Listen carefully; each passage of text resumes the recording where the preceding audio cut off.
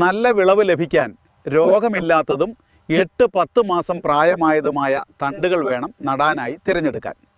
തിരഞ്ഞെടുത്ത തണ്ടുകൾ 15 മുതൽ 20 സെന്റിമീറ്റർ നീളമുള്ള കഷ്ണങ്ങളായി മുറിച്ചെടുക്കുക.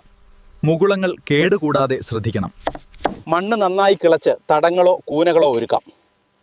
മണ്ണിലെ നീർവാർച്ച ഉറപ്പാക്കുന്നത് കിഴങ്ങുകൾ ചീഞ്ഞു പോകാതിരിക്കാൻ സഹായിക്കും.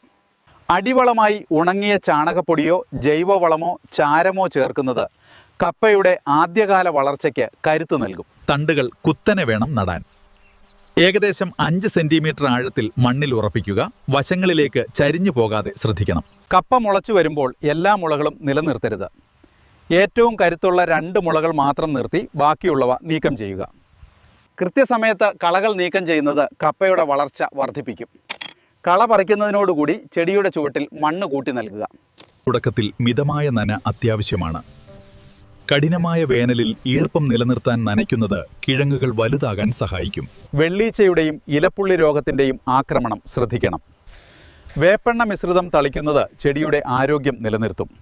ഈ രീതിയിൽ പരിപാലിച്ചാൽ കപ്പയിൽ നിന്ന് മികച്ച വിളവ് കൊയ്യാം. കൂടുതൽ കൃഷി ടിപ്സുകൾക്കായി ഈ ചാനൽ ഇപ്പോൾ തന്നെ സബ്സ്ക്രൈബ് ചെയ്യൂ.